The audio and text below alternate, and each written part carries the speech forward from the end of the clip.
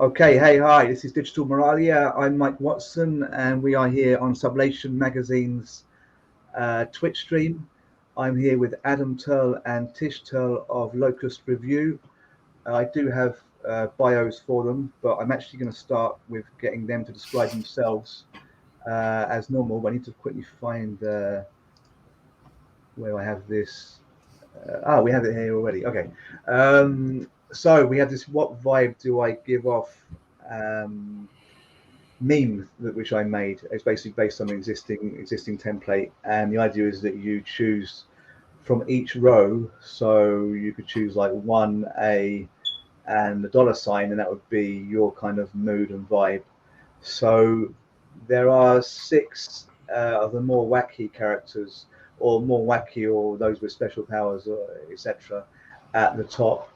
And then there are five kind of merchandise items. Then there are five kind of baddies, with the fifth one being a Russian. Okay, so we'll get into this because yeah, the Russians are like one of the monsters in Stranger Things. That's probably the best way to put it, and that's kind of caused some criticism of the franchise. But okay, I'm going to go first, and I'm going to say I'm this guy number two, who I find very funny. He's very gaff prone and just kind of ridiculous. And actually, it's funny how some of the characters in Stranger Things are super serious and totally believable, and some are just like really far out and not that believable. And he's one of these kind of that is total comedy, but he does it very well. And it doesn't seem to. It doesn't affect the program. It jumps genres practically from character to character. I'll go for him too, and the Stranger Things Lego set because I want one, but it's ridiculously priced, and I think you can't buy it right now new. It came out with Stranger Things 3, and I will be the Russian because some people think I'm a communist. I don't really know. um, I don't define really. I sometimes define as socialist or democratic socialist. So that's me. 2 DE. So Adam, do you want to have a go? Yeah. I think I used to be four, but I probably come off as two at this point. And then A, and then I'm gonna pick pound sign there, the hashtag or pound sign. Uh, I didn't do. Oh, the hash. Okay, you call that a pound sign as well. That's surely an American thing, because I don't know that as a pound sign. But okay, the hashtag, the kind of what is like the shadow of the Demogorgon, I think. Yeah. Yeah. Okay. Good choices. And Tish. I think that I would have to go. I was really torn between two and three, but the way I think about Murray is that he's sort of he's like an incredibly talented and useful bumbling dork, and I appreciate that quality about him. So I'm gonna go with that. And then I think A, because I love Polaroid cameras. And then probably the ampersand there. No, sorry, Which the is at symbol, the the demo ad dog. symbol, which is the Yeah, yeah, great demo dog. That yeah. shows you've really been watching, and you know the names of stuff. Um, Okay, so that's good. I mean, and the thing is, it doesn't tell us anything about any of us. It doesn't tell anyone anything about any of us, really. Um, No. but that's Except us. I we mean, all picked two. did we all pick two? Is that right? Yeah. Yeah. Oh, you said oh, you would have been four, but then you said actually two. Yeah. I mean, he's quite likable. I didn't like him when he first came onto the series because I couldn't separate him from the guy the actor plays in the series called Love. Have you ever Mm-hmm. seen that? Mm-hmm. And actually, he almost was the same character. It felt for a moment, but he seems to have changed a little bit. Or he's come into his own more here. But anyway, I mean, I'm sure you could say more about yourselves. I know you run Locust Review, which is a great magazine and podcast, which has a Patreon. What else? Where are you actually based? Right now we live in Southern Illinois. That's where I guess the Locust Review headquarters sort of are one of them, and this is where Balm is too, Southern Illinois. Yeah, and you have you have this. By that you mean the museum, or Yeah, the Born Again Labor Museum. Yeah. And what is that? Can you say a little bit more about that? Because I think it's fascinating, but I don't know much about it. Adam? Yeah, it's sort of Balm is evolving conceptual art and visual art installation and community activist space that Tish and I have been working on for several years now, located here in Carbondale.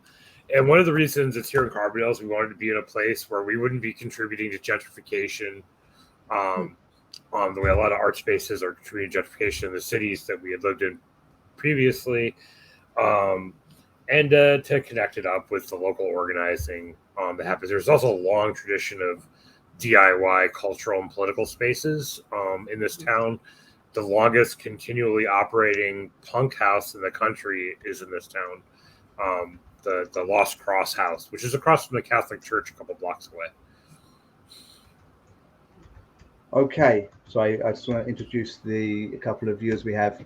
Okay, so it looks a fascinating project. And I did see you giving away communist manifestos as well, which made me think of the way people give away these Bibles, the Gideon Bibles, which I think is maybe what you base that on. But okay, we need to get into Stranger Things. So Stranger Things 4 came out a few weeks ago. I think it's really good. I watched all of it, and I was actually pleasantly surprised because Stranger Things 3 went off on a kind of weird vibe. Stranger Things 2 had this weird diversion in the middle where I think they thought they had to involve a non-white character basically, which they possibly should have done. But I think they seem to try to shoehorn basically a non-Caucasian character in. I think because they got criticized for not doing that before. There seemed to be a character just come in who was like 11, was one of the people who have been trained to have special powers like 11. But they didn't seem to have much relation to the plot otherwise. I don't know if you noticed that in series 2. So yeah, series 2 took a weird kind of turn, but series 4 has been really good so far, except I'm going to probably come into this later. The last episode just got super confusing for me. But otherwise, I think it's been really strong. And it kind of carries on some themes from the first few series. I actually did write about Stranger Things in a book called Can the Left Learn to Meme? Here, which was subtitled Adorno, Video Gaming and Stranger Things. So I have gone into it in some depth before, but one of the main things I've seen is the way in which they oppose kind of abstract art, or at least, at a point, I think in series 2, they oppose abstract art to the kind of rational mechanisms of the Hawkins Laboratory, which represents the kind of military-industrial complex. So basically, I think it's Will Byers starts kind of frantically scribbling at one point. And there you go. He starts frantically scribbling just this mess that his mum finds. And she pieced it together with her boyfriend at the time, who I think was called Bob. And they realize it's a map of the Upside Down, okay, which is this kind of, this world that mirrors the real world, which is underneath the town of Hawkins where they're living. But we'd assume that everyone basically knows the plot. But basically, I was interested in the way that Will Byers was drawing this frantic abstraction, and Will Byers appears to be your kind of archetypal, depressive, and perhaps otherwise mentally ill teenager. Although he also is dealing with, the fact that he's kind of wrapped up in this battle between the forces of the Upside Down and the real world. But you can't tell at points like, is this really a metaphor for just, anxiety and depression, perhaps psychosis?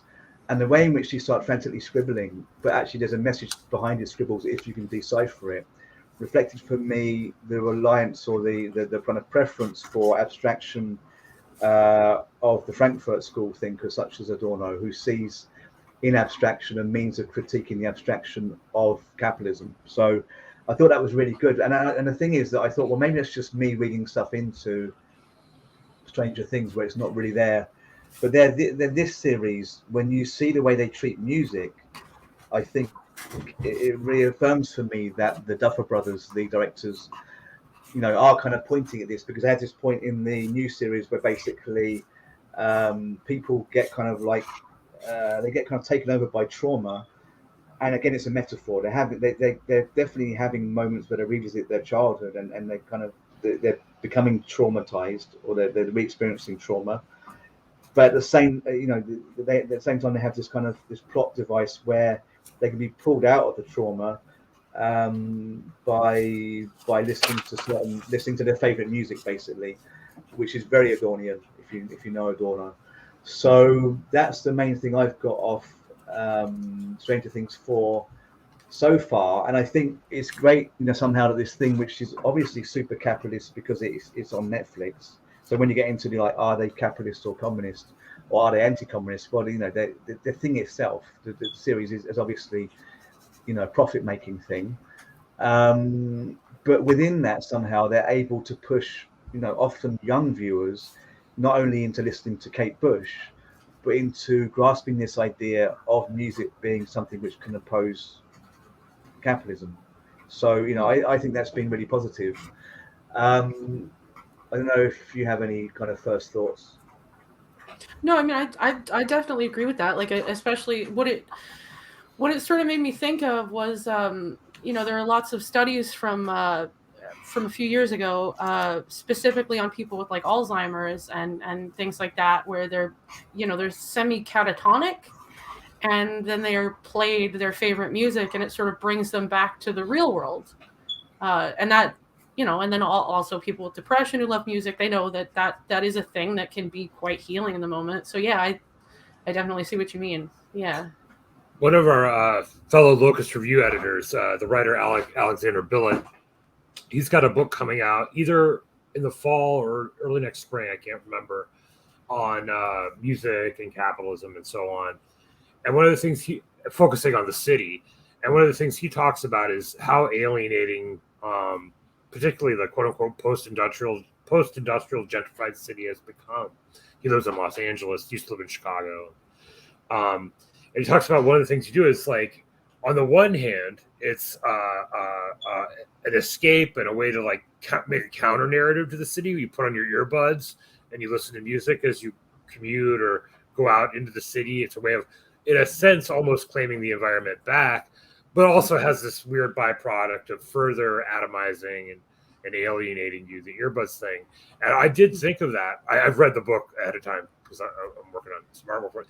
But it also made me think of the scene where Max is levitating, right? And the music brings them back. And I think there's this tension, like, and there's other ways this tension works in Stranger Things, with things that I don't really like the word progressive, but are critical, and then the critical aspect and then the nostalgic aspect of Stranger Things. And not that there can't be aspects of nostalgia that are critical, but they tend to be more gothic. And it made me think of, like, obviously it's packed full of references to things from the 1980s, some things from the 70s and 90s, but obviously the 1980s are the major reference points. And the two big influences on them are Steven Spielberg and Stephen King, right?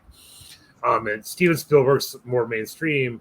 Stephen King is more left liberal and comes out of he was highly influenced by EC Comics, which was sort of a residual pop front cultural artifact from the 1940s and early 1950s in the United States, most well known in terms of their comic books for like things like Tales from the Crypt and things like that would have like a sort of Twilight Zone critical message about greed or racism or war and things like that. That highly influenced King, but also George Romero, who of course invented the modern zombie trope by combining two other zombie tropes, basically, in Night of the Living Dead.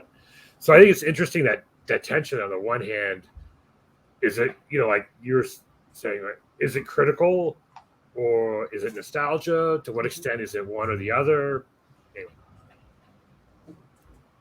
Yeah, the nostalgia thing, I think, obviously that's kind of a ploy partly because it gets Generation Xers watching the program and buying the merchandise. But it gets also millennials and Zoomers doing the same thing because they want to appear mature and because they get this kind of fascination about previous decades when they get into their late teens, they get on mid to late teens. So I mean, there is something kind of slightly cynical there, but I think it's very difficult to pass out sometimes. I mean, to separate out, you know, where something is cynical profiteering and where it's just good, you know. These things are all mixed up in a society which is completely capitalist. What do we expect things to be other than capitalist? Not to say that, you know, we give people a free kind of slate to be as capitalist as they possibly can be, but you know, in a way, if something is to reach people, it's going to have to do it through, well, I mean, not always, it depends what it is, but you know, often things, if they're going to reach a mass audience, they're going to have to do it, you know, through entities that are brazenly profiteering. And I think actually thinking about Adorno, what he does, this is Theodor Adorno, in case any viewers don't know him, is a German philosopher who died in 1969, was very active in the post-war period. What he does is he basically kind of realizes that, you know, there's not going to be any way out of capitalism that doesn't somehow evolve, you know, within capitalism. Therefore, he credits the artwork with being able to kind of like show us the conditions of capitalism, but it would be able to expose to us the fallacy of capitalism, but only because it kind of copies the trick of the commodity. So what Adorno does, he actually only uses the term, I think, once to my knowledge. He uses this term, the absolute commodity, in his last book, Aesthetic Theory, and by that he means the artwork being the absolute commodity. It's a commodity that outperforms even the commodity at being a commodity, in a sense that a commodity is something that, looking at Marx's commodity fetishism, is something that claims to have properties that go in excess, you know, of its material being. So it's like the white shirt that will make you more appealing, you know, in business, or the toothpaste which will make your smile somehow more attractive, etc., etc. Marx talks about dancing tables, you know, sort of the table that takes on a life of its own. And Adorno says that the abstract artwork does this, but to a greater degree, because it claims to be completely free of any association with the world. And in doing that, it for a moment allows the viewer of the abstract artwork to become suspended somehow, you know, outside reality, and therefore to critique reality and to you know, to momentarily see the kind of fallacy of capitalist society. So, you know, in a way, Adorno is saying that, you know, nothing's going to take us beyond capitalism without copying the mechanisms of capitalism. And so I don't really have a problem in that sense with a series like Stranger Things being deeply capitalist. Like at one point, someone's like, "Do you want a Dr. Pepper or a Coca-Cola?" And the other character's like, "I'll have a Coca-Cola." And they're like, "Oh, sure." And they get out a can of Coca-Cola. You're like, "Well, hang on, product placement." You know, if I were a Duffer Brothers, I wouldn't just do that. I'd also get some money off Coca-Cola to do it. You know, if we're doing it. Whether they do, I don't know. But but yeah, at the same time, it's not quite what Adorno's saying. But at the same time, you know, they are able to reach big audiences and maybe, you know, teach people stuff which could be useful and in a non-capitalist sense. But then, you know, I just want to put this out there. I mean, how good is this thing of like Kate Bush blaring out everywhere? Because the whole thing about, you know, about music that's kind of has this mysterious vibe, you know, music at its most abstract, is it kind of like, it does take you out of capitalism, because when you're really lost in music, you're not like thinking about, you know, work or you know, you're not caught in the numerical count, because you're not caught in anything, because you literally get lost in the sound. That's something that I think you people did get off that song from Kate Bush. But it's really hard. It's really hard to get that now that it's so associated with Stranger Things, or when it's just appearing everywhere when you're shopping and stuff. So I don't know. Am I being deeply cynical? It almost feels like I'm being a Generation Xer that's saying that no, it's not cool anymore because everyone's listening to it. But at the same time, I think that something about the way it's treated, you know, it has ruined the song. Yeah. No, it's like it gets sucked in, and then the joy, then the actual nostalgia, it becomes a different thing entirely now, right? I think, yeah, I agree. I understand what you mean about like feeling a little bit cynical, but I think that's what it is. It's like it's been absorbed, so it was like cool for a second for what it represented, but now it's just another part of the machine that it was just rallying against or against, right?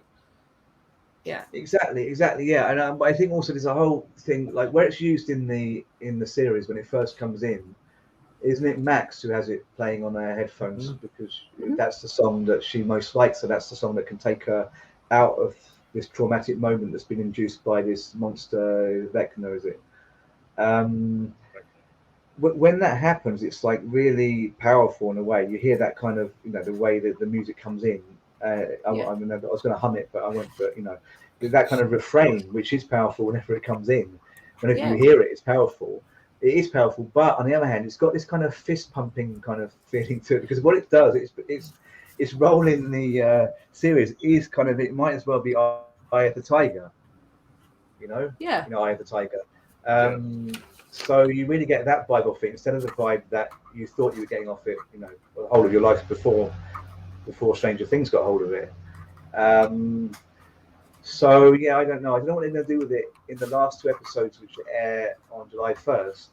I'm not sure because there's going to be a massive moment with that song. The Duffer Brothers said so. Yeah. But also, one could just deduce there's going to be like it's like 3-minute fight scene with that song happening or something, with that song playing. How that's done and maybe will make me change my mind, but I think it will be more of the same. Actually, it will be really kind of fist pumping heroism. So yeah. I think. Oh, go on. Sorry, I'm talking way too much. Go on. They actually Coca-Cola actually re-released New Coke. If you remember New Coke, they had a change in the formula in the 1980s, and everybody hated it. And they went back to the original recipe and called it Coca-Cola Classic and so on. They actually did a limited re-release of New Coke to tie in, but I think it was season 2 or 3. I can't remember which one corresponded to when New Coke was out. It's interesting because the nostalgia thing is interesting, partly because I'm Gen X, but I absolutely hated the 1980s, being left wing kind of punkish kind of kid or whatever, and it's so layered with them. And I think this is related to the abstract art discussion that you brought up in terms of Adorno. Also, like what you wrote about in terms of slow memes, and possibly interrupting the digital flow. In your book, Mike, on Mark Fisher, new Mark Fisher, and the Duffer Brothers, they've layered so much quotation, and they have this contradictory relationship because this is only possible with a digital streaming platform. This kind of storytelling would not be possible on a normal TV show from before or on a film format, right, from before. So like when they put together the proposal and gave it to Netflix, they actually included a book cover from Stephen King. So the credits are modeled after, a Stephen King, novel from the 1980s, the opening title sequence, which they shot first in analog and then put into a digital system and altered after that to get like analog effects, similar to some stuff that happens in glitch and vaporwave art. The music is all time period synthesizers, time specific period synthesizers from a band in Austin. I'm forgetting their name right now. So it's meant to evoke that in a real way. And in fact, they originally didn't want to use digital effects at all for the monsters. They wanted to use practical effects. But then it wasn't practical, obviously, to shooting a television schedule to build entire monsters in the time frame that was available. So they compromised it, had close-ups with practical effects and larger shots with digital effects. Anyway, what I'm trying to get at is this is just the title sequence and a few things, but every single episode is full of quotations from Stephen King novels, movies based on Stephen King. I said the big one, Steven Spielberg and King, but also John Carpenter, a whole bunch of other directors and artists and musicians from the time. And so I think this is one of the reasons it's hard to pin down, because it's almost like a crystal that lots of different people can look at generationally, politically, and read totally different things. I looked through some academic articles about it, and there's people arguing that Stranger Things is an elaborate critique of white privilege, and other people saying the show's racist, and then other people saying it's critiquing capitalism, other people saying it's trying to protect American capitalism from outward threats. And because it's referencing things that do all those different things in multiple places. So you have the quotes from Red Dawn with the Russians, but then you have the quotes from E.T. where the problem is the U.S. government and so on. I don't have a problem with it being a commodity, because I always thought the art world discussion about artworks being commodities was weird, because very rarely do you hear criticisms of a movie for being a commodity or a book for being a commodity, and so on. And maybe it's because of how the performance of the distribution of the art object is so closely linked to its meaning. Maybe that's part of it. But I think once, like, for example, the music is incorporated into this larger thing, it becomes a word in a larger sentence rather than a sentence unto itself, if that makes sense. And it's not clear what the overall utterance of Stranger Things is going to say. It's so enjoyable to watch, but Tish and I were talking about this. After you watch it, you're not really sometimes sure what you just watched. If that makes sense. Like, what did that mean? I don't know. I think on many levels, yeah. Yeah, exactly. In what level do you mean that? Do you just literally mean that it's just complicated, that you don't really know what's happened in terms of the plot, or? Well, it's like, I mean, for me at least, sometimes it's like, I watch it and I some of it doesn't even stick, like, depending upon, but like also, yeah, some of it, like, it just, I'm like, I don't know how I'm supposed to interpret that, because it's so vague in the way that you could read it. I don't know where the show stands, so I don't know how I feel about the story, because I don't totally know what they mean. Yeah. Yeah, I mean, I think you're right. I think I find that with everything I watch, though. I wonder sometimes if it's just me. Yeah, I think they do leave things open. There are maybe holes. I mean, I did find in episode 7, I mentioned earlier, that I found that difficult. I didn't know what really happened at the end. There was this scene at the end that they're all in 11 and what turns out to be number 1. These kids that are being trained to have superpowers are in Hawkins' laboratory underground, and I mean, it's all this. Yeah, I mean, it's I couldn't actually recount it all because it's incredibly complicated. But I don't know why suddenly that's overlapping with what's happening with the young journalist. What's her name? Nancy. Yeah, Nancy. Nancy. So the dialogue between Nancy and Vecna is overlapping with the dialogue between number 1 and 11. Mm-hmm. Yeah. And does that mean? I think it turns out actually the number one is Vecna. Yeah. Is that right? Yeah. But why is he speaking the same dialogue to Nancy as to 11? Does that suggest Nancy and 11 are somehow psychically connected? Did you think that was inferred?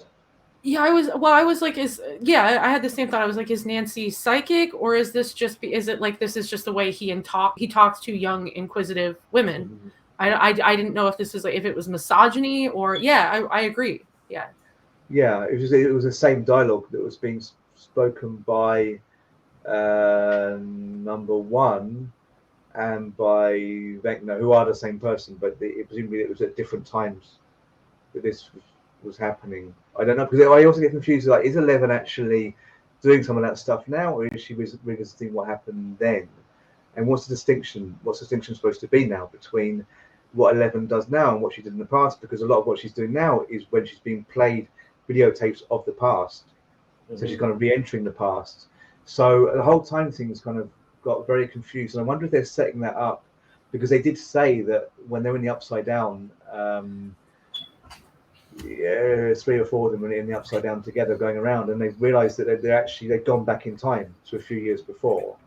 I wonder if they're setting up the whole thing of like time jumping around because they're going to have to quickly account for why all the people look like way older than they're supposed to be. And then at some point, they're going to have to jump into the future. Like for the next series, it's already been said that they're going to jump into the future some way. Whether that's going to be like an actual jump into the future, or whether they're just going to come back in 5 years, I don't know. But sorry, there's throwing a lot of things at you there. But I think like time being fragmented is become a big factor, but it's confused the plot even more for me. Yeah, I believe the Duffer Brothers' original idea was inspired in part by Stephen King's It.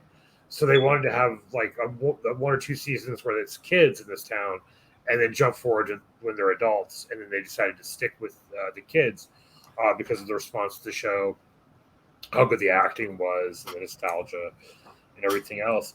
I mean, I think it starts to get it also like the time. I believe logistically in terms of like sort of fanboy canon stuff that 11 opens up the Upside Down accidentally in that flashback 2 years before the start of season 1.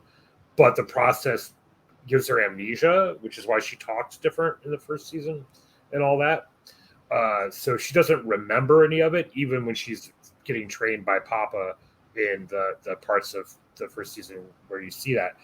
But I think what's more interesting is the Upside Down, and it gets more to the King stuff, Stephen King, and its relationship to other sort of irrealist critiques of the American dream. Although this has a retroactive sadness to it, because the stuff in the 80s and the 70s with King, it's like it's a critique of the false bounty and the false power and American dream stuff. But now we have, in retrospect, that stuff's been taken away. And that can be read from a left or right point of view.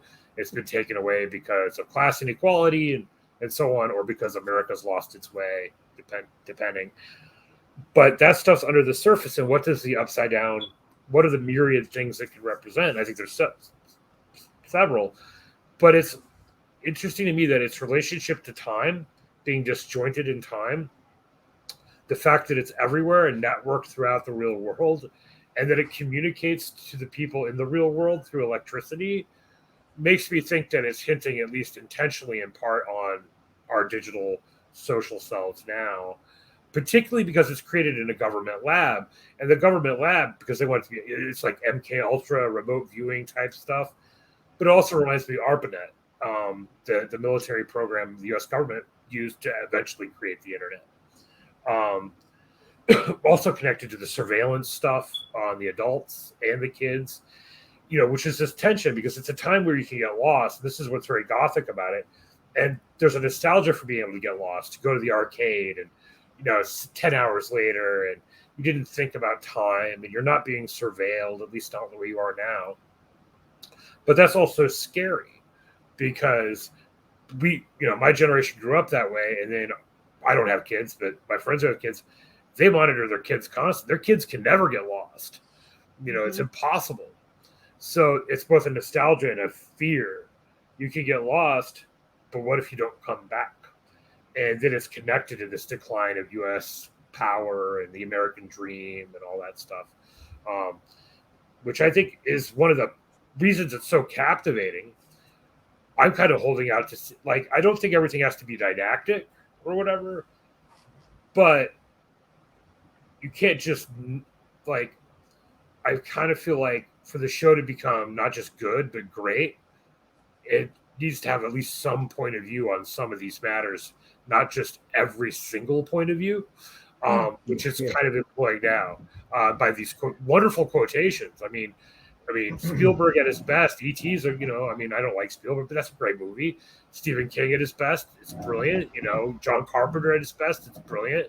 But Red Dawn is a terrible movie, and reactionary, and just like all right wings, a complete inversion of the truth.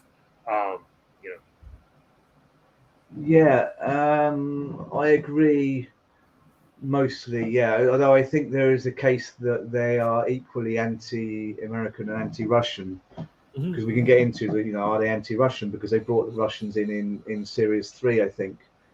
And that did lead to people mostly on social media. There's not really many credible, serious articles on this, but led to people saying that okay, the Duffer Brothers and Stranger Things are anti-communist, and I mean, you know, the whole thing is. I think you said to me in maybe it was in Facebook chat, but you know, the bad guys were Russian in 80s films, you know, so it kind of makes sense that they have these bad guy Russians. But beyond that, I mean, there are a lot of anti-capitalist messages in Stranger Things 3, particularly when they're building an out-of-town mall. And actually, they totally obliterate the mall in the final battle between the Russians and the kids there. Yeah, I mean, in series 4, this kind of carries on where you have, you know, not really a direct critique of consumerism in that sense, but you do have the fact that the Hawkins National Laboratory is government funded, and that they're creating this dark underworld, you know, and then you know that can be kind of seems a metaphor for the way in which, you know, there's a dark side of capitalism that seeps through, however much we try and hide it. You have that, but on the other hand, you have the Russians who have right now my thing for names is completely terrible right now. How can I not even remember his name? The sheriff. Hopper. Hopper, yeah. Jeez, Hopper. They have Hopper in the Gulag in Russia. Okay, so you have the Americans imprisoning people in America to give them superpowers, and it's basically child abuse. They have these children that they've stolen, and they're indoctrinating somehow. But then you have the gulags, which are a form of indoctrination and forced labor, and arguably also what's happening in America with the kids is forced labor. So you have the two different sides doing the same thing, which is kind of the worst thing you can do to people. So, you know, it's like actually Adorno again. You know, I'm big on Adorno, so I'm going to keep mentioning Adorno. But actually, I guess all of the Frankfurt School were equally anti-American capitalists and anti-totalitarianism. And originally it was anti-fascism, but then they, you know, extended to what was going on in Soviet Russia. So, you know, the Duff brothers, they might just be against corruption and power as such, which I know is kind of simplistic. I mean, have they ever revealed what they vote? I've read several interviews with them, and I assume that they're liberals at least. You know, in fact, the whole storyline from season 3, because on the one hand, they're like Russian movie soldier tropes, right, being quoted, but on the other hand, they're brought into the town through the corrupt mayor, and this is right after the 2016 election. It's pretty clearly a metaphor. Or at least borrowed from the events of the 2016 election. However exaggerated I think the liberals' way and cry about Russian interference was in the election. And then the corrupt mayor helps the communist threat build a shopping mall on the outside of town, which is also hilarious to me. And that's of course where the new gate or the new way to the upside down is. I think there's actually some really insightful, smart stuff in the Russian stuff. Like there's this more dynamic approach of the U.S. government to these processes, whereas in season 4, the Russians just lock the monster up, you know, and like feed it people. So they have this very analog approach to the upside down, which kind of parallels why the Soviet Union didn't develop their own computer network system, despite researching it in the 60s and 70s. And the long and short of it is because they couldn't control it in a top-down way. You had to develop it first before you could figure out how to control it. You know, I think that there's obviously a critique of authority, but then there's also instances where authority is valorized. So there's a parallel between the way Papa treats 11 in season 1 and the way Hopper treats 11 in season 2, where she's constrained and it's abusive and messed up in the first season, and it causes conflict, and Hopper's not 100% right, but it's seen as out of love and protection in that case. So the authority of the Russians and the U.S. government is suspect, but the authority of the local sheriff is never really questioned in any significant way. So it's not even anti-authoritarian all the way around. which makes you wonder, like how it's going to end. Yeah, and actually, yeah, it's true. Yeah, I mean, it seems confused. Also, the thing with the Russians, I mean, there are little moments where they maybe overstep the mark in joking around the Russians. I mean, I don't mind a lot of what's happening in the Gulag. You know, I can see. I don't know how you could say, well, you know, you kind of went too far in making fun out of people who run camps, who run gulags, you know. But when Joyce receives this package with the hammer and sickles on, right at the beginning, I think it's in episode 1. She rings up, is it Martin? And there's a doll in the package, like an evil-looking doll. So already you get this kind of Russians and evil dolls. And she says, like, I'm going to look at the doll properly. And Martin, is it Martin Brenner? Or is that the other guy? It was do you mean Murray? Murray, right? Murray, yeah, Murray Bauman. Sorry, Murray Bauman. Yeah. So Murray Bauman's on the phone. He's in the bath. And he's like, you know, get a good look at the doll. And she's like, oh, the doll has breasts. Do you remember that bit? Yeah. It was kind of funny. It's funny because he dropped something in the bath at the same time. He's like, whoa, whoa, whoa. It sounds like he's like getting really like excited because the doll has breasts. And it's just kind of funny because that being a Russian doll and then the kind of sexualization, but in a joking way, you know, it's all very funny how it's done. And it's not very direct. And maybe I'm making too much of it. But, you know, at the same time, it is a little bit like, let's have a joke at the Russians, you know, and they managed to mix that up with a bit of sexism there or sexualization there as well. So on the whole, I'm like, well, actually, I don't really see the problem with the inclusion of Russians.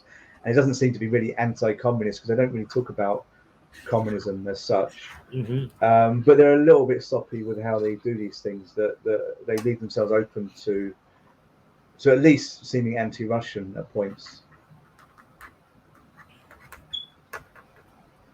Well, they do invert tropes periodically, which is one of the more interesting things. Tropes are really familiar with. So in the first season when Barb is killed, and I know the current season's more slashery than the first one, it's instead of the virtuous girl being the last girl standing or the one who isn't killed, the virtuous girl is killed and the promiscuous girl is not punished, right?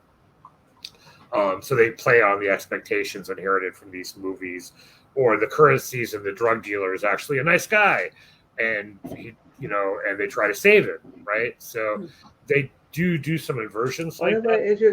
Is it always the case that the plain or unattractive girl in high school movies is kind of okay, and it's a promiscuous girl that gets punished? I don't know. Maybe that's going to change around at a certain moment. If you think about the ones that have, like, you know, the cool club of girls, they tend to prosper for most of the program. But then, yeah, you're right. They do get in trouble at the end generally. In 80s slasher movies, the people who are modern are punished first, unless it's a left-wing movie and it's out of the.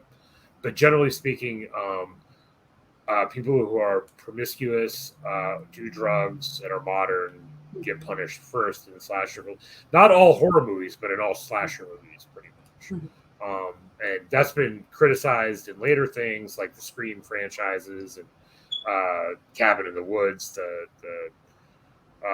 thing Whedon did with Godard before he was canceled, and stuff like that. So, but anyway, so I think that's kind of, but they don't do it with the Russians. They don't really invert the tropes. These are just straight out of the 80s for the most so far. You know, there's the one exception that might be when the one Russian guy from the underground base in season 3 starts talking about coming to America and living the American dream, and he's at the 4th of July fair, I think, and he gets eaten or something. But you know, that could be one of the exceptions. I don't know. I think it probably depends on where. I'm not going to defend 1980s Soviet Russia in any way, obviously. That isn't. Well, obviously, you being you, maybe. I don't know you enough. But I know a lot of people who would defend 1980s Soviet Russia. Yeah, no, I mean, they would even defend 1950s, so 1940s Soviet Russia. That either. I don't like what the collapse of the the Soviet Union did to the imagination of the global left, but the existence of the Soviet Union wasn't a big help for the left either. And that's one of the problems, because like for me, a conception of like left-wing politics would be more class consciousness in Stranger Things rather than more communism or something like so. And you get hints at that. So like, for example, with Joyce and her family, you know, they're struggling in the 1980s. Is that you can read it and you can read that this is Reaganomics, neoliberalism, and so on, or is it because she married a guy who was an asshole? You know, is it a personal problem or a political? It says both, because it is, of course, both things at once. But so what I like to see is like some more class consciousness woven through the stories, and this some of it's there. What not judging the guy who's the drug dealer, not, you know, like there are good things like that in there.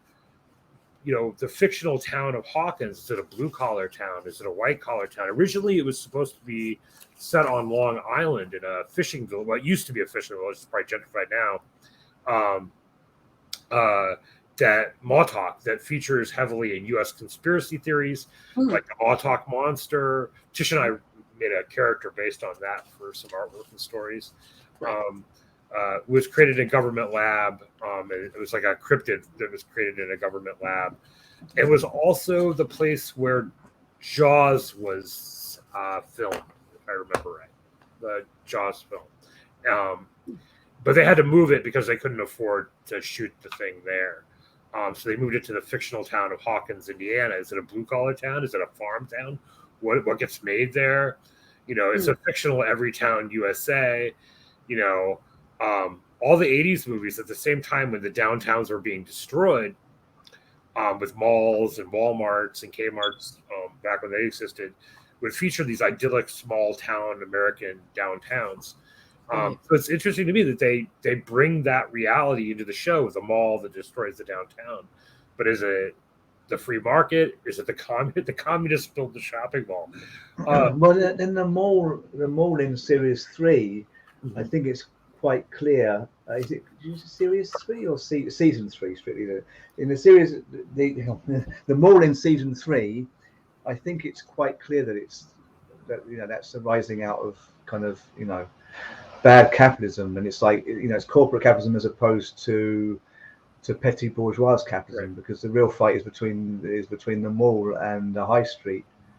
People on the high street who are no doubt also capitalists, but it's like it's very familial. Things work at the kind of family level of the family business. So there is some kind of ideology there, I think, or there could be, but it's confused because then the Russians turn up. And you're not quite sure what role they have, and they want, you don't really know what they want, but I guess they want the Demogorgon. They end up stealing, what do you call this monster? Is it the Demogorgon? That is a Demogorgon. What? And now, this confuses me as well now. I think it's it's a Demogorgon. Strictly, it's not a Demogorgon. It's a Demogorgon. Yeah. And then the main monster is the Mind Flayer. Season 1's the Demogorgon, season 2's the Demodogs, and then the Mind Flayer, and season 3, and then we got this guy who's was number 1, who's now the Vecna or whatever for season 4. And then I think we'll go back in with the Mind Flayer for season 5, because season 5 is the last season, right, Tish? Is that the last season? I think that's what I've heard. They said it's the last season, but then they said they're up for spin-offs, and there'd have to be a new generation to carry on the story. So I think there may be a new generation emerging, because at one point they run through someone's house trying to get use of, I guess it's the internet, like an early form of the internet. And there are kids all over the house shooting a kind of film, like a Super 8 film or something. And I just wonder, could those kids be the next generation? Is that what they were setting up there? I don't know. But they said that there may be spin-offs and the next generation possibly. But so they have to wrap up things in the next series. Yeah, that's also a callback to the Duffer Brothers' own childhood, because they would shoot movies with the neighbor kids when they were growing up, starting in 3rd grade. um, um, including a series of movies where they would get kids to pretend they were possessed by demons, which is kind of interesting, setting it in that Mormon family's house with the Mormon girl who's a hacker savant or whatever. Yeah. But maybe to get into some of the important themes. I know today it's difficult because it doesn't feel like this is very important because you have this overturning of Roe versus Wade. And if we had ages, I'd just change the subject and we would advertise it as that. But I don't have that long today. But I mean, I do think there are some important things if you're like, if you're young and watching this, maybe also at our ages. I'm Generation X as well. Just about. I suppose it could affect anyone. I mean, it is a deeply troubling series at points. I mean, it gets very funny. Like I said before, it genre swaps, and almost it's like it's real postmodernism. It just doesn't care. It's not for effect.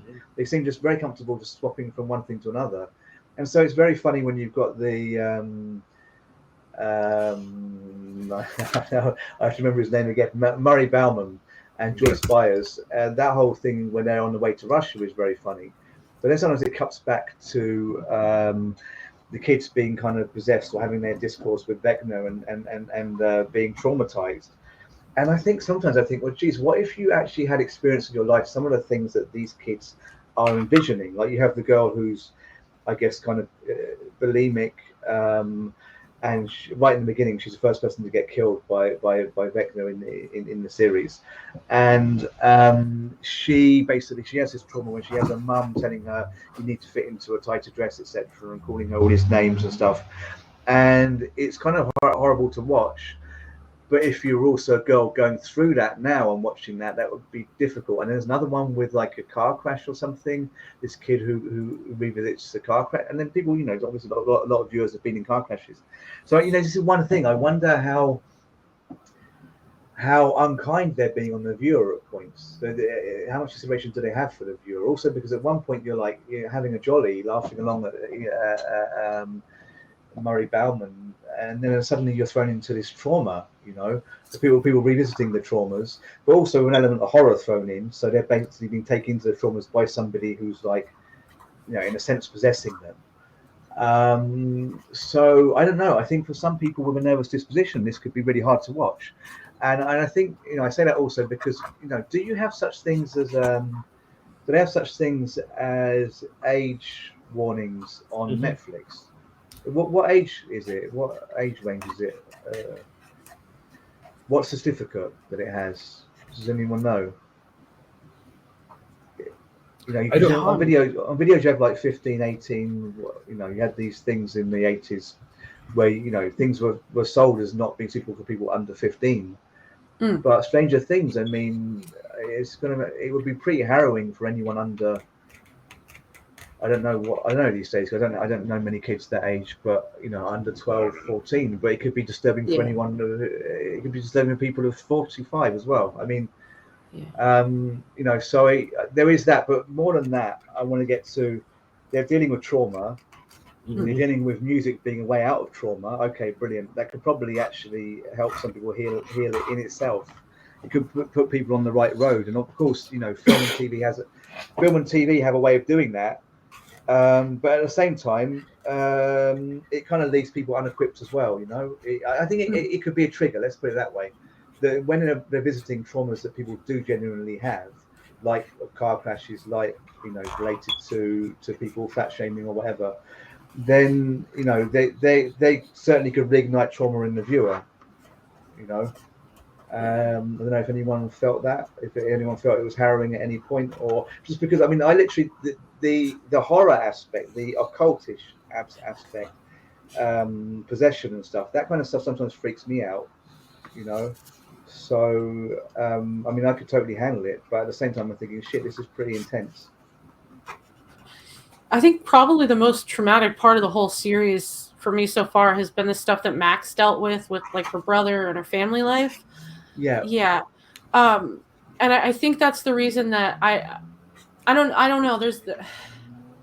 I don't know that I feel like it's like necessarily like recapitulating traumas in a damaging way, but I think that you're right that it's also not exactly like leaving you with anything. I think it's doing the same thing with trauma that is with other things, which is just like, here are all the signifiers, here's all the stuff.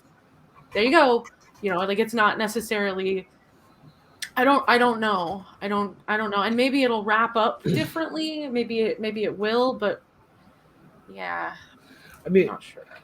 I think part of the reason why it works, and I think that particularly in its connection to the United States, which for folks outside the United States might be more signed than actuality, but every day has become trauma, either real or imagined in the United States at this point. The real stuff, we have the mass shootings, losing abortion rights, as you mentioned, Mike, for half the country, not being able to get baby formula, and stuff like that.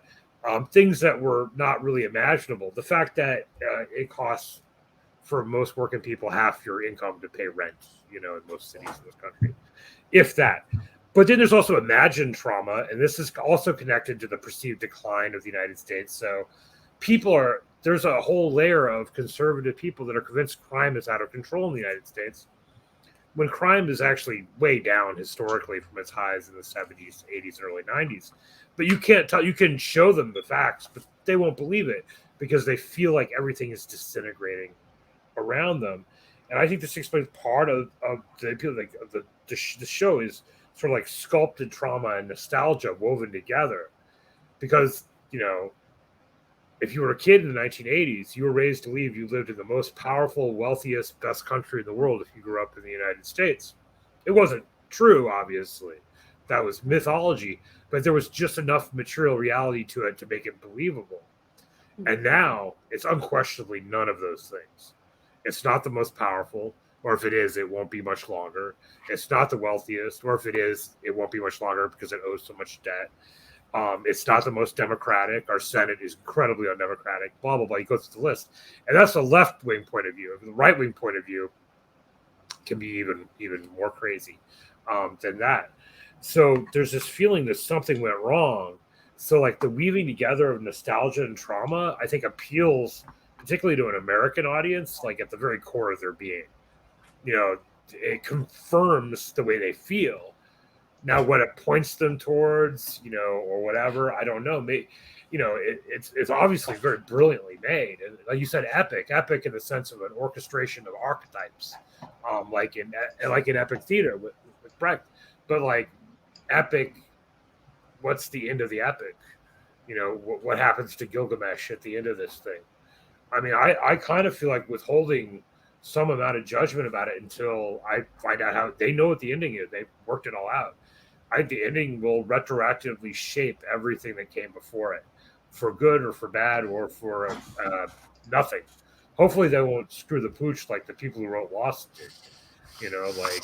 I never watched it all the way to the end. It's impossible to watch. It's impossible to watch the end. It gets so bad. Okay, yeah. There is a great series. Oh no, now I'm going to forget the name of that. Oh no, Yellow Jackets. Have you heard about that? Yeah, I've heard of that. I haven't watched it yet. It's really good. It's I think it's set in the 80s. Maybe it's the 90s. It's the 90s. It's set in.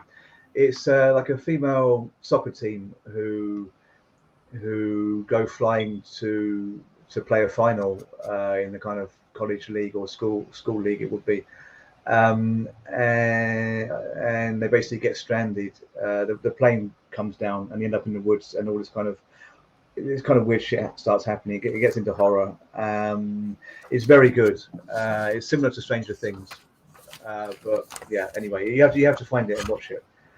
And because the reason I thought about that is because it has also crossovers with Lost, with the plane crash, etc. But yeah, I mean, I think everything you said before that is reasonable. I'm having trouble really trying to trying to feel serious about Stranger Things today. This is a problem.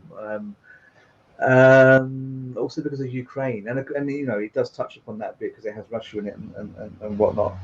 I mean, there is a problem with anti-Russianism definitely in wider society. But I certainly don't think Stranger Things is really compounding that at all, to be honest. And there are nice Russians in it. There's a nice guard that's helping Hopper. Yeah, let's just maybe finish off on what we think is going to happen, because like you say, we don't know really what's going to happen. What I can say I think is going to happen in the last two is there's, like I said before, going to be a massive Kate Bush moment. And they're playing more on this thing of music bringing people out of trauma, which I think is very good for especially younger viewers. I think that is a really good device, and they must know they're doing it. That this is something that can get people thinking about music as opposed to the evil forces, and the evil forces can't be anything really but metaphorical for whatever bad political things are happening. And the Duffer Brothers, I think you're right that they're liberal, probably Democrat voting. But there's going to be some massive moment of music, music and salvation. And I think, how effective it's going to be is going to depend on how much that seems quasi-spiritual, or how much that somehow, how much that's a moment of music snapping you into something which makes you challenge the materialist status quo. But which obviously, is not exactly what they're gonna do. But how much we can relate that moment of Kate Bush saving Hawkins and damning the upside down, which is a creation of the military-industrial complex. How much we can relate that to music, giving us the tools to realize materialist forces for what they are, which is certainly what the Frankfurt School are about, I think. And often they're not read as about that at all. They're specifically read as quasi-spiritual, fluffy kind of thinkers. But if this could be construed as at all in the last series as music gives you the power to challenge materialist forces, then I think it will be brilliant. And it will, if they can put it off, then great. Otherwise, it's just going to be very kind of fluffy. And I think we're going to go, great series, but some of the things that Adam and Tish you've already said. But where does it really leave us? It's kind of and where do they really stand? Where does it really stand? So I'm really, I'm waiting to see how that wraps up.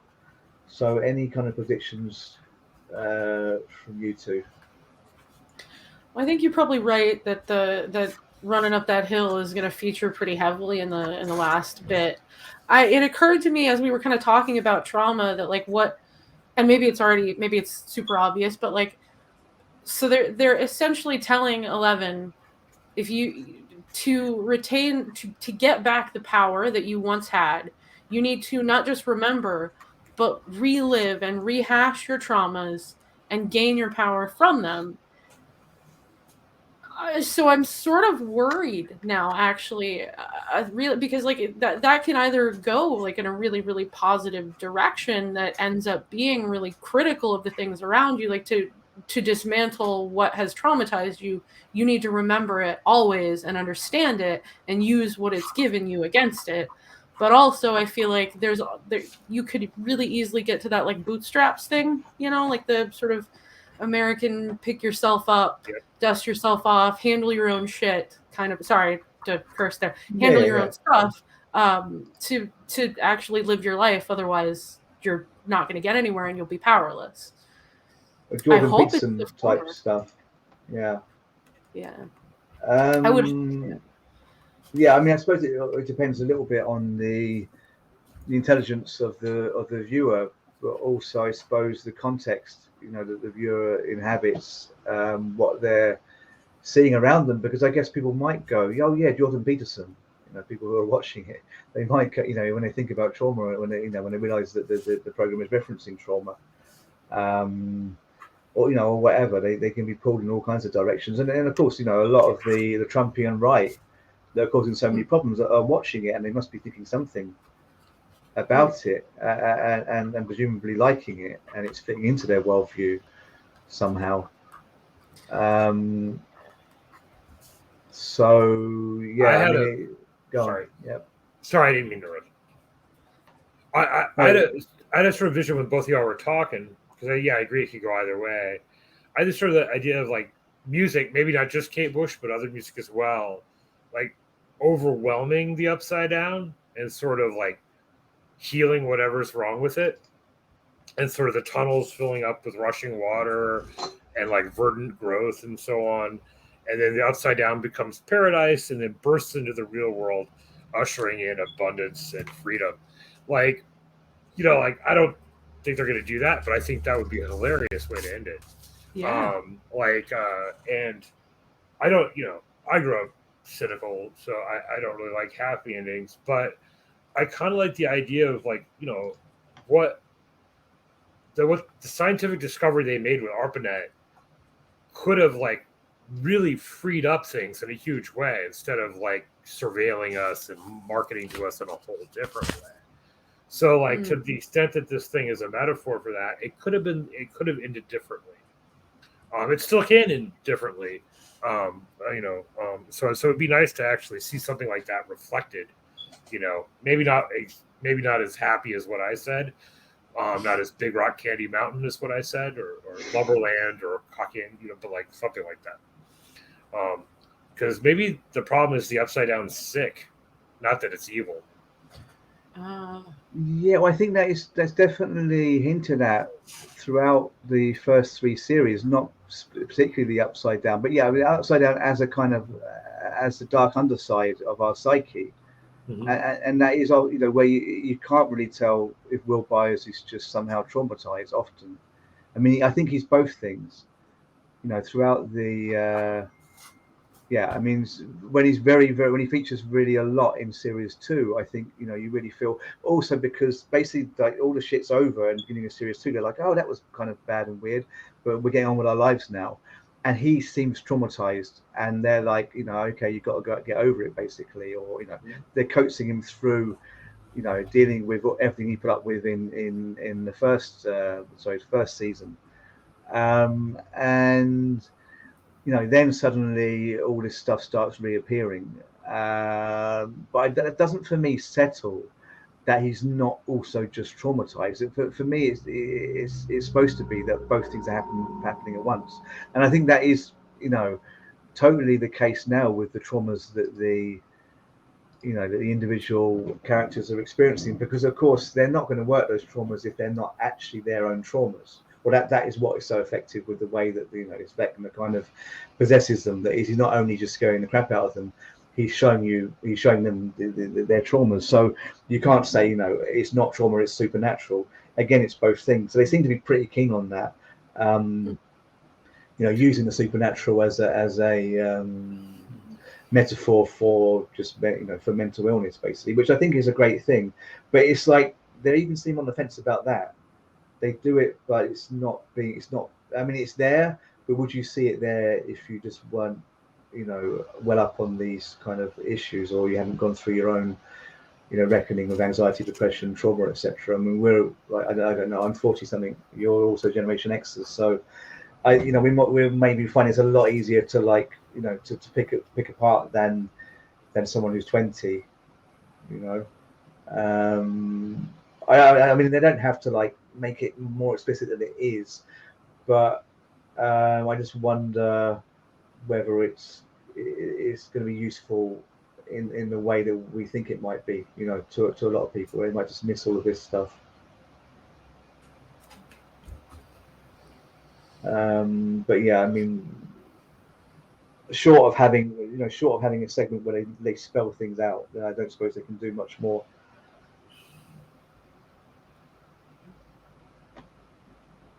Have I lost you? I mean, I don't know. Some blurriness is good, because I mean the stuff with Will's trauma rings true to me, because everybody else goes through trauma in the show, but they mostly do it in groups. And studies have shown when you go through trauma with other people, has less long-term damage, because you collectively create a story together about the trauma. Whereas where Will is trapped in the Upside Down by himself, so he doesn't have a collective story to share with people about that trauma. And then, of course, he gets infected by the whatever it is, the Mind Flayer and stuff. But so it makes sense that they'd be hurt. But it also makes sense to me that you don't want to have there's not a clear one-to-one metaphor with anything. And I think it's probably better that way, where it's getting at things that are similar to the things people are going through without being exactly those things. For a lot of reasons, one being like the impossibility of representation, that it's, unless the person writing it, directing it has gone through those things, they're not going to be able to really do it, but they can talk about similar things, right? Now the danger on that side is getting so heavy in cultural quotation that it no longer feels like it's real, that it just feels like a construction. One of the ways that I've seen it described is quotations were originally used in this way as like sort of allegories, but there's so many of them in Stranger Things, it's like an anthology of cultural quotations. And then the real meaning only comes from how they're constructed as a total montage, basically, which we don't know yet. Anyway. Okay. Sorry, I'm with you. I want to find something to round off, to round up with. I mean, there is also, I was trying to find just then this thing, and I can't find it. I'll send it to you when I do find it. Just this brilliant, quite short kind of pamphlet, which you can get in PDF form, on trauma and working through trauma as activists. Basically, its premise is that a lot of activists have trauma. I mean, the desire to challenge system is already kind of something that comes out of trauma, and in order to survive and fight back against the right, we need to collectively address our trauma as groups, and it should be part of the process as activists of going through this together. As you just said, that it's much better to go through trauma as part of a group. It's a brilliant text, but I thought it's in my bookmarks, but now I can't find it. That's really a shame. But I think that's an important thing, and maybe that's a good point to finish on. Then I have this ridiculous. Could you hear that? Did you hear anything? Just you. Just me. Okay, we'll leave it. There's a kind of a spoof of Kate Bush with this guy Alan Partridge. I don't know if you know Alan Partridge. Yeah. Yeah. So Alan Partridge doing a Kate Bush medley. He was the guy in Pontypool, right? Is it Ponty? What's what? I don't recognise the term. He's this. Hang on. I got music in my ear. This guy, he's like a podcast radio host, like a pretend one. Is this the same guy you're thinking of? Yeah. Steve Coogan, right? Steve Coogan, that's right. I didn't know that people knew about him in America. Yeah. I had a whole weird Anglophile phase that I'd rather not talk about. Okay, well, I'm being English, I understand that. I went back to England for 2 weeks recently. It was flipping, it was just insane. It was off the Richter scale insane. I mean, I was on the south coast around Hastings, and then went to London for a week. And I was in like a quite rough part of London, East Croydon. And it's just a level of aggression on the street and on public transport, etc. Not ever directed at me, and nothing terrible. I mean, I saw much worse when I actually lived there. But just being reminded of that, because I'm in Finland, which is a very different situation. But it's the way, it's like everything about London, England, has just got 10 times more so in the last few years, particularly I think over the COVID period. So on buses, you get this thing saying like the next stop is, and it could be useful, but it's kind of annoying. But also when trucks reverse, they talk to you, and it just everything is kind of moving you along. There's directions on the pavement as well, saying keep walking this way, like to keep a distance from each other, just on the pavement. Left over from COVID, obviously, but it's it's still there. No, it reminds you. Oh, sorry. It just reminds you that like sense that like the modern city moved people along to work and so on, but it's become much more intense in a lot of situations. Like they're removing, and it's done under the auspices of environmentalism, but they're removing parking spots in New York for buses and bikes, but they're not actually increasing the amount of public transportation. So like it's you just have to keep going, like you're saying. There's no. Yeah, I mean it's intense, yeah. But I mean, other than that, just what Tish said about her England moment, British moment, whatever it was. Yeah, I mean, I suppose no one finds Britain more bizarre than the British. Okay, I want to find. I've got like the Kate Bush medley, but not the specific clip. It should be on the Instagram though. If you can just hang out for a second, because it is funny. Because I think the way he does it is it like he did it before, the Stranger Things recuperated Kate Bush, but just the way he does it is everything that I now think about the song since they made it popular again. Instagram. Okay, if anyone's here, I'm with Adam and Tish Turl. We're just finishing up talking about Stranger Things. A lot to talk about there, and very interesting talk. I think a little bit overshadowed with today, Roe and Wade being overturned, and just generally with the Ukraine conflict, etc. But it is a series that does raise important issues. I'm just trying to find a video to sign off with.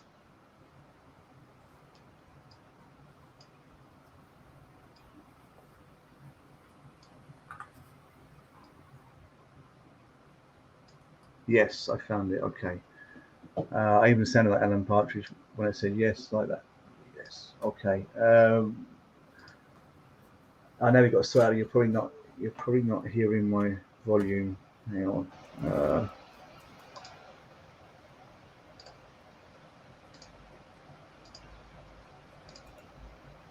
Share audio.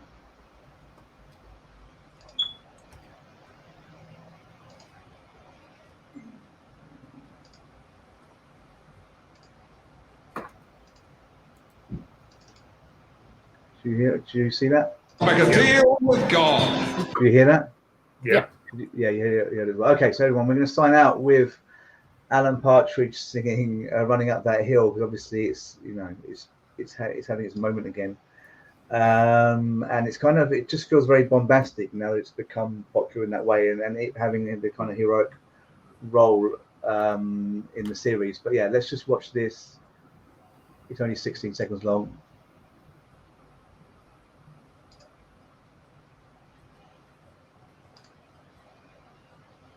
Hang on, we're in again.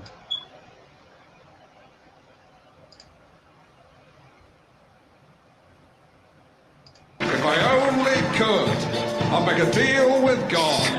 I'd get into Swan on like it says. I'm running up that road. I'm running up that hill. No problem. If I only could, make a deal with God. I'd get into Swan on like it says. I'm running up that road. I'm running up that hill. No problem. Okay. And that says it all. Okay. All right. So it's been brilliant speaking. Yeah, keep it real, keep fighting the fight. And yeah, let's speak sometime soon about other things, maybe. And great. All right. So thank you for being here. Thank you for the audience, which has been coming and going. And we will have this on YouTube soon. Have a great weekend. Cheers, guys. Bye. Bye.